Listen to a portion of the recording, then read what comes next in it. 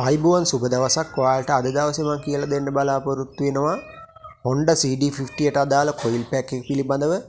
ඉතින් මේ coil pack එක වෙන යතුරු පැදි වලත් තිබෙනවා. ඒ නිසා මේක වෙන යතුරු පැදි වලටත් අදාළ විදිහට තමයි ඔයාලට කියලා දෙන්න බලාපොරොත්තු වෙන්නේ.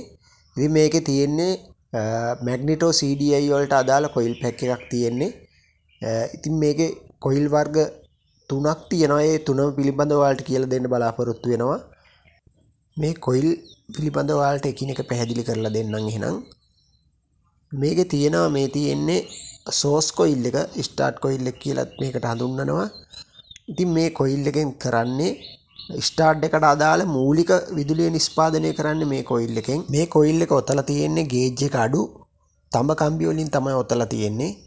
මේ කොයිල් එකෙන් නිෂ්පාදනය වෙන විදුලිය මෙන්න මේ වයර් එක හරහා, ඒ කියන්නේ කළු එකේ රතු ඉර වයර් එක හරහා තමයි එළියට එන්නේ. කොයිල් එක වටේ මැග්නිටෝ කැරකිලා ඒකෙන් නිෂ්පාදනය වෙන විදුලිය මේ වයර් එක හරහා එළියට එනවා. ඒක තමයි CDI යුනිට් එකට යන්නේ.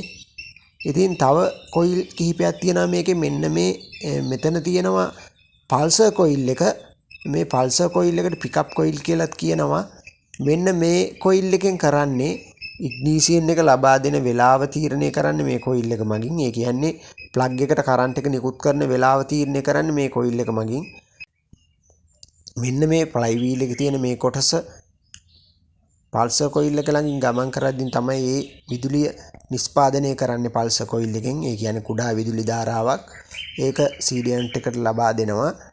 ඊට පස්සේ CDI යුනිට් එකෙන් සෝස් කොයිල් එක හරහා ලබා දෙන විදුලිය ඒ සිග්නල් එක ලබා දෙන අවස්ථාවේදී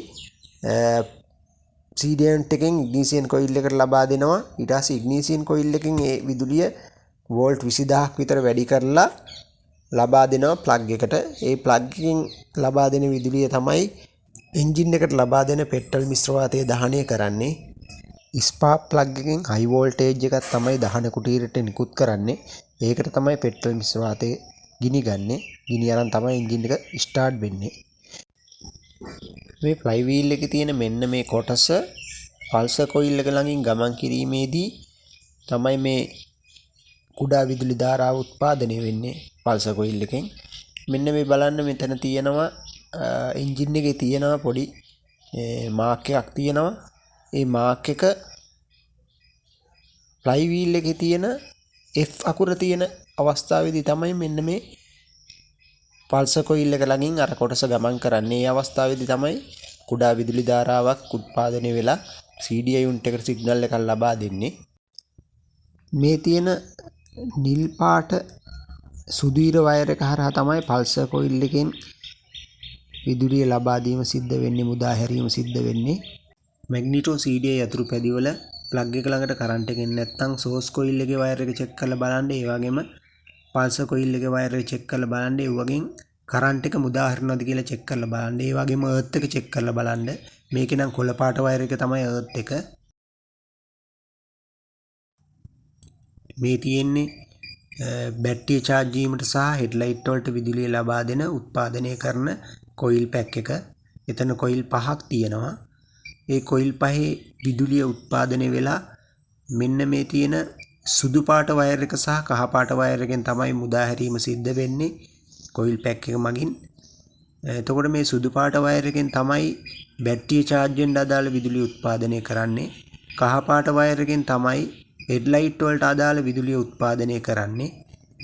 ඔයාලා බයික් වල හෙඩ්ලයිට් පත්තු වෙන්නේ නැත්නම්, එතකොට බැටරිය charge වෙන්නේ නැත්නම් මේ වයර් වලින් විදුලිය උත්පාදනය වෙනවද කියලා, ඒ කියන්නේ කොයිල් පැක් එකෙන් විදුලිය උත්පාදනය වෙලා මේ වගේන් ලබා දෙනවද කියලා චෙක් කරලා බලන්න මේ වයර් දෙකෙන්, සුදු පාට වයර් එක සහ කහ පාට වයර් එකෙන්. බැටරිය charge වෙන්නේ නැත්නම් සුදු පාට වයර් එක චෙක් කරලා බලන්න. හෙඩ්ලයිට් පත්තු වෙන්නේ නැත්නම් කහ පාට වයර් එක චෙක් කරලා බලන්න.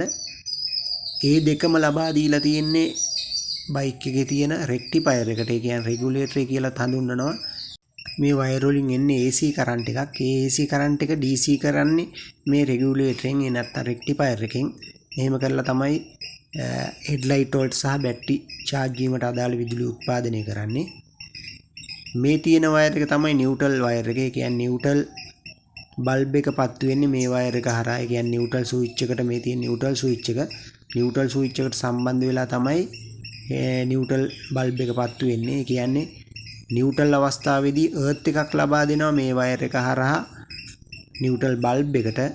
නිව්ට්‍රල් බල්බ් එක ඒ අවස්ථාවේදී පත්තු වෙනවා. නිව්ට්‍රල් අවස්ථාවේදී ගියර් එකකට දාපු ගමන්ම ඒ නිව්ට්‍රල් එකට ලබා දීලා තියෙන එර්ත් එක නැති වෙලා බල්බ් එක නිවෙනවා. ඒ විදිහට තමයි නිව්ට්‍රල් එක වැඩ කරන්නේ. මැග්නිටෝ CDA යතුරු පැදිවල මේ විදිහට තමයි කොයිල් පැක් ඕනම යතුරු පැදියක තියෙන්නේ. සමහරට වයර් පාටවල් මාරු වෙන්න පුළුවන්. නමුත් වයරින් එක ඔය විදිහට තමයි තියෙන්නේ. ඉතින් ඔයාලට හොඳ වීඩියෝ එකක් වෙන්න පුළුවන් මේ වීඩියෝ එක. ඉදිරියේදීත් මේ වගේ හොඳ වීඩියෝ එකකින් හම්බෙමු. ගිහින් එන්නම්. ජය වේවා. සුබ දවසක්.